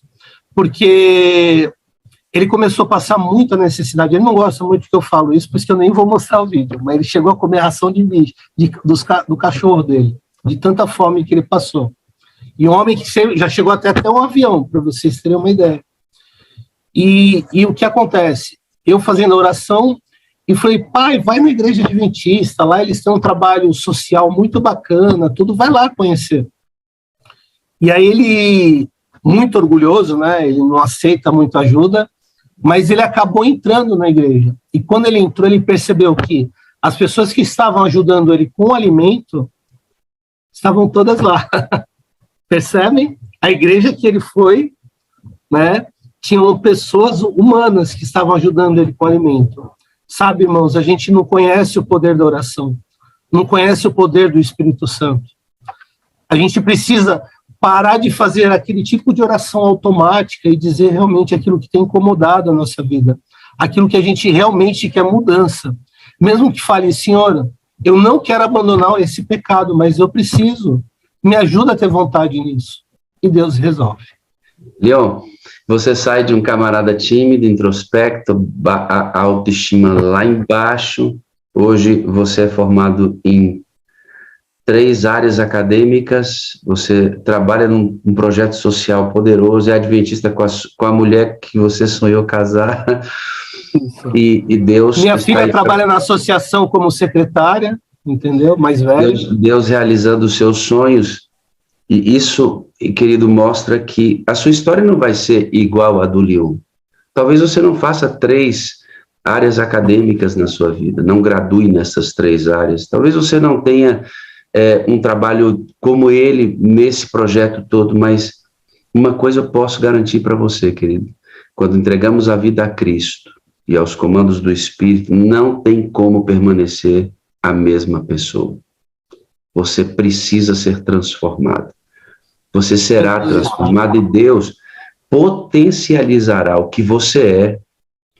Se você está na roça agora me ouvindo, você é uma pessoa que nunca foi à escola, eu garanto para você que se você entregar a vida a Cristo aos comandos do Espírito, querido, esta pessoa que nunca foi na escola e mora na roça será usado potencialmente para a obra de Deus. Você vê que o que acontece com o Leon não apenas dá estabilidade, porque Deus cuida dos seus filhos em todas as áreas, mas capacita o Leon para a execução da obra. 180 quilômetros em média no sábado para atender famílias, percebe? Como Deus moveu a vida desse menino, de uma concessionária de motos, acendendo vela, fazendo uma promessa, uma oração completamente ao contrário do que se poderia ouvir. Amigo, o que a gente precisa é crer em Deus. E se você crer em Deus e permanecer agarrado nesta crença, unindo-se à palavra de Deus, porque você vê que o Leon vai por meio do grande conflito, um livro da Senhora White, de uma escritora americana, vai para a Bíblia, não tem como, aos controles do Espírito, você permanecer a mesma pessoa. Deus vai fazer grandes coisas através de você, do tamanho que você é. Do tamanho que você é. Leon, Como é que você conheceu a sala nesses últimos minutos nossos aqui? Como é que você conheceu a sala e qual a sua impressão desse ambiente aqui, Leon? Então, eu tenho um irmão que é o irmão Ézer, ele frequenta lá Juquitiba, mas mora em São Paulo, vai sempre até lá, longe, bem distante, né? E ele um dia, ele mandou para mim e falou, Leon, quero que você entre aqui. Aí ele me mandou o link, né? Aí quando eu entrei, a primeira sensação que eu tive é o culto da mata do NASP, culto do poder, de milagres, né? Eu até citei que tem um irmão, que é o irmão Jair, que ele ia no culto da mata porque queria ser pai, no fim veio um, depois veio outro, ele teve que parar para não ter mais filho. Então, realmente, o culto do poder, quando a gente se mobiliza junto, né, Deus age mesmo, né? Irmãos, olha, me perdoe dizer isso, mas esses dias pediram para mim cadeira de banho, e eu, por arrogância, falei que era tão impossível que só Deus para resolver. Conclusão, no dia seguinte eu liguei para um amigo pedindo uma cadeira de roda, e ele virou para mim e falou, Leon, eu tenho também cadeira de banho, você não sabe quem está precisando? No fim ele derrubou 3 cadeiras de banho. Isso mostra, sabe o quê? Que muitas vezes a gente, para dar uma carteirada e a gente dizer é impossível, a gente diz, só Deus, quer dizer, a gente fala, mas a gente mesmo não tem fé em Deus, mas Deus mostra. O que ocorre? A Sala 57 é um culto de poder, é um culto para aqueles que buscam milagres. E olha, eu vejo, muitas vezes eu não conseguia entrar, porque passava muito, chegava em 1000, trava, né? Aí você vai lá no YouTube, uma média de 6.500, 7.000 pessoas, ao vivo, em horário de trabalho. Claro, as pessoas elas têm que abrir mão de coisas, de seus afazeres para participar aqui. Por quê? Porque as pessoas estão em busca de algo, elas estão em busca de preencher um vazio. E a Sala 57, ela tem, uma das virtudes dela é de se preencher esse vazio com experiências e testemunho, né? Não é à toa que o livro dos Mártires, ele diz assim, 2 coisas, ele fala que o sangue do cristão é como semente, né? Então, assim, a dor, o sofrimento, ele muitas vezes é um privilégio quando nós permitimos que Deus haja na nossa vida. E Ele quer agir na vida de cada um. E eu percebo assim, existe um Leon antes da Sala 57 e um outro Leon depois da Sala 57, né? E até um dos motivos que eu saio bem cedinho para ir trabalhar é para participar da Sala 57. A gente tem que se adequar, né, Leon? Tem que se adequar. Adaptação, né? Uma frase que um dia desse eu vi, que eu achei muito... Até meu pai que comentou comigo, né? Diz assim, você inventa uma doença e eu invento um remédio. O nosso primeiro remédio tem que ser Cristo, tem que ser o Espírito Santo. Você está dizendo que não tem que tomar remédio? De forma alguma, precisa tomar. Mas a gente precisa fazer aqueles meios que cabem a gente para Deus fazer aquilo que é impossível. Porque muitas vezes a gente chega e conta um milagre, né? Mas aí a pessoa fala, não, mas foi o remédio que você tomou, por isso, né, minimiza as coisas que Deus faz. Então, muitas vezes Deus permite a dor, o sofrimento, para transformar, para capacitar e para criar uma experiência, né? É muito comum o ateu falar sobre Jó. Mas Jó, vamos pensar uma coisa, irmãos. Jó teve uma vida terrível, mas ele ouvia falar de Deus e ele conclui o livro dizendo que conhece Deus face a face. E eu vou te falar uma coisa, se for para ter o sofrimento dessa vida e conhecer Deus face a face, olha, né? Bulhão diz, olha, se for para chorar e Jesus para enxugar as lágrimas, que venham essas lágrimas, né? Se for para sofrer e aprender e conhecer a Deus, que venha o sofrimento, né, querido? Eu tive um sofrimento onde eu tive a oportunidade de ver o inimigo face a face. E eu posso dizer que eu fui acolhido por Deus e eu sou uma pessoa muito melhor depois do que eu passei, depois do deleite que o inimigo fez.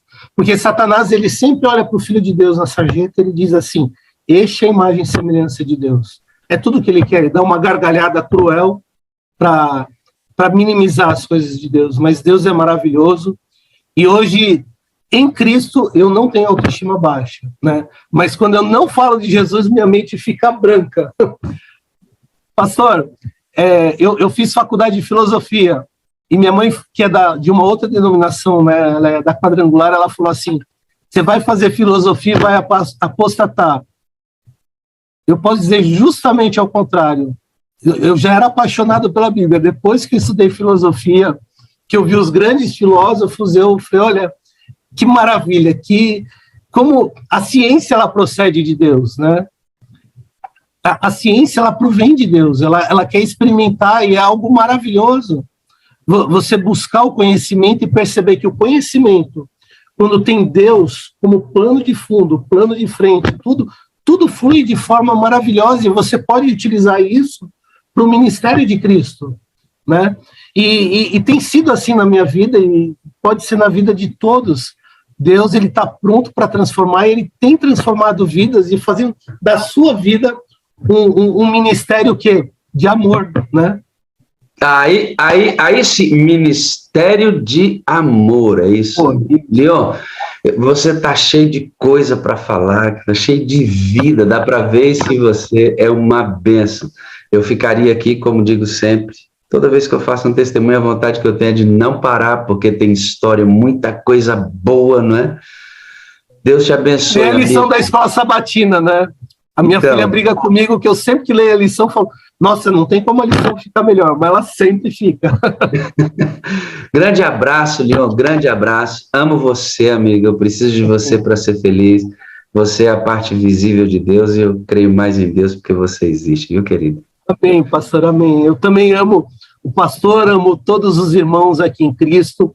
Cresço, como diz Carl Jung, né? Nós nascemos originais e morremos cópia. Então, a gente acaba sendo cópia de cada um aqui da salinha 57. Que oportunidade, que privilégio, irmãos. Muito obrigado.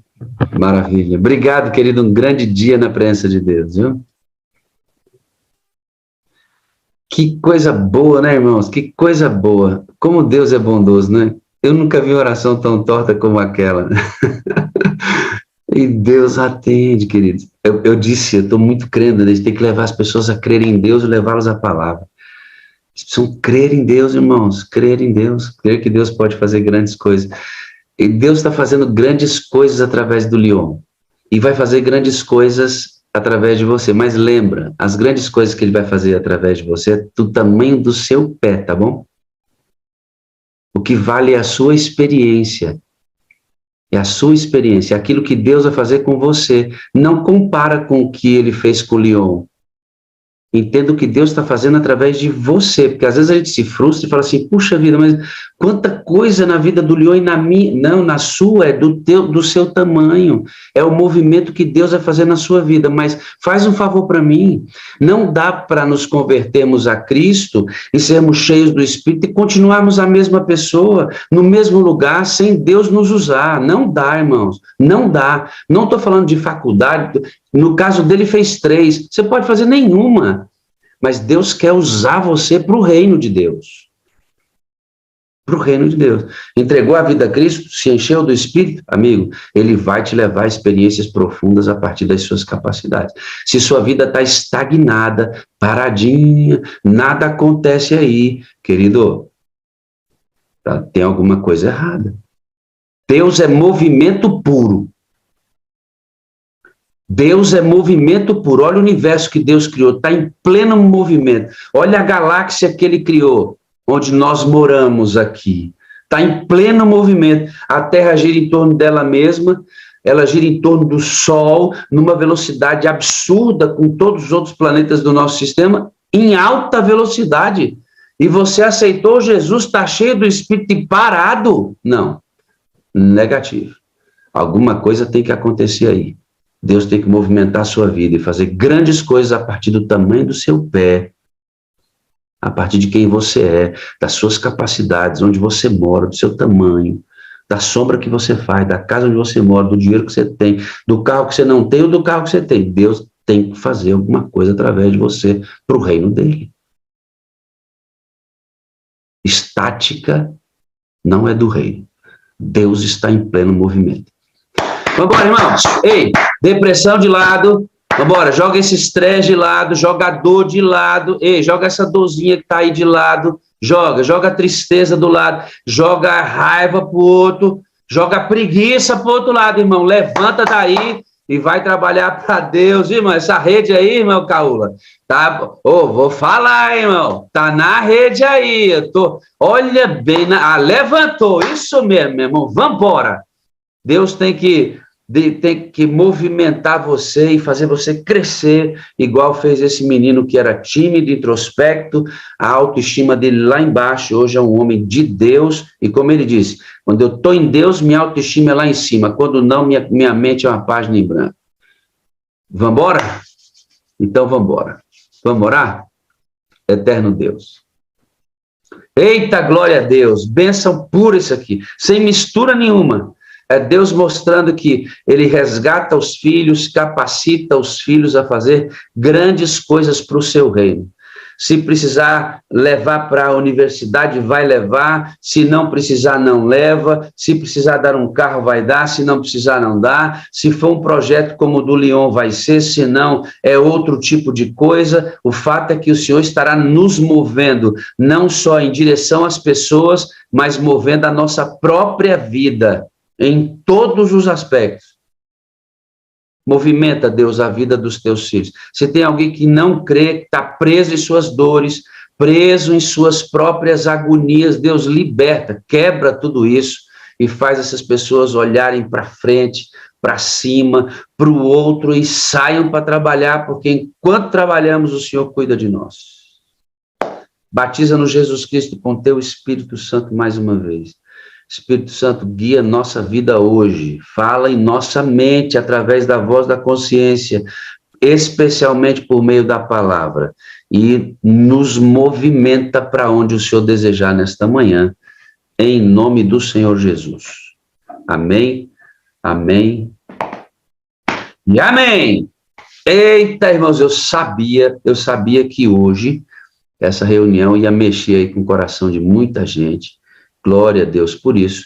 E eu não posso terminar a nossa reunião sem que você relembre as nossas 4 ênfases. Vida no Espírito. Amor incondicional. Comunidade saudável. Missão atrativa. Sala 57. Estamos em movimento. Esse irmão e esse filho dele foram felizes demais nessa vinheta, né? Ficou muito linda essa vinheta.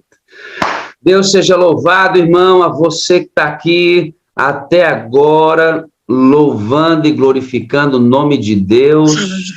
Bom dia, Bom dia. Olha essa menina. Ai, sim, mamãe, sim, é assim, Dudinha. Oi, Duda. Eita, Duda, você é linda demais, menininha, hein? Eu só abri porque eu... Oi, mãezinha, tudo bem? Quando eu ouço a Julie falar para mim, assim, para todos nós, eu fico, meu dia é melhor. Abre aí. Bom dia. Olá, bom dia. Bom dia, irmã Julie. Bom dia, pastor. Bom dia a todos. Bom dia, Dudinha. Bom dia. Ai, espera lá. Ai, segura. Tudo bem? Sim. Você viu a vozinha linda de 90 anos? Ela é linda, né? A irmã Margarida. Olha, diz lá, Né? pastor, o que é que tu estás vestida? De quê hoje? De Maria. De quê? De Maria. Você está vestida de Maria hoje?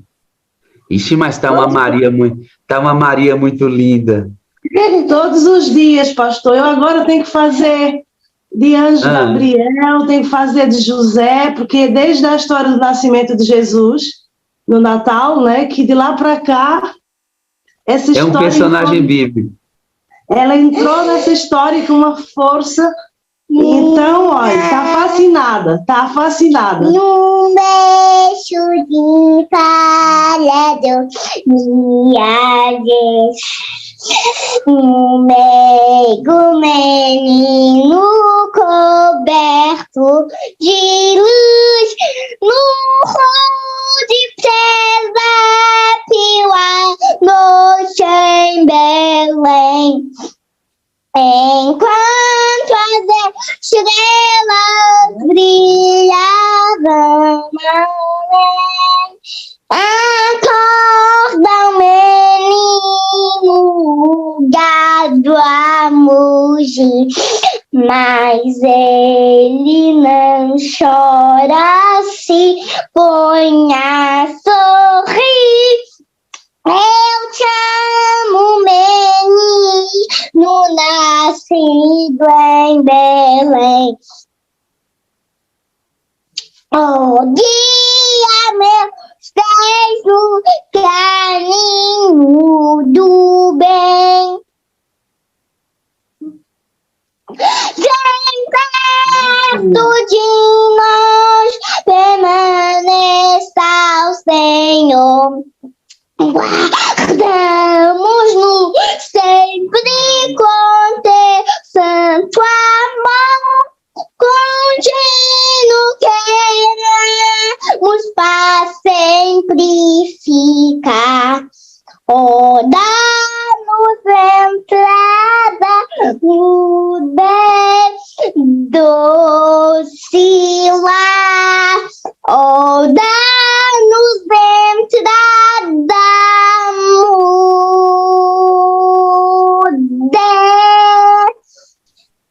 doce lar. Amém. Amém! Amém! Eu vou falar, irmã Júlia, se ela tiver a oportunidade de crescer, Jesus não voltar antes, o mundo vai conhecer essa menina. O mundo vai conhecer, porque essa menina aí, ela não é desse mundo, não. Ô, Dudinha, amo-te. Eu também. É, então vamos lá, para as nossas 4 frases. Como é que é? Eu te amo. Preciso de viver ser feliz, ser a parte visível de Deus. E a criança que você existe. Ai, sim! Eu amo. Irmã Júlia, obrigado pela existência de vocês. A sua filha, ela enche meu coração de alegria. Amém. Louvado seja Deus, pastor. A todos nós aqui. Enquanto ela cantava, eu passava as minhas telinhas aqui. Todos estavam felizes, sorrindo com o louvor tão natural dela, né? É isso mesmo. Deus seja louvado, viu? Amém. Louvado seja Deus. Nos vemos amanhã, Dudinha lindinha. Amanhã. Dizemos um bom dia para todos. Um bom dia para todos. Tchau, tchau. Ela é extraordinária, né? É uma energia. Eu penso que a Júlia corre atrás dessa criança. Não é brincadeira. Outro dia ela estava em cima da mesa cantando. É um negócio extraordinário. Me enche o coração de alegria, né? Contando 1, 2, 3. Júlia, é hora, Dudinha, de dizer tchau para todo mundo. Bom dia com alegria. Pode dar tchau. Bom dia, alegria. Do dia, até amanhã. Até amanhã do dia, até amanhã, Maurílio. Até amanhã, São 57. Povo lindo.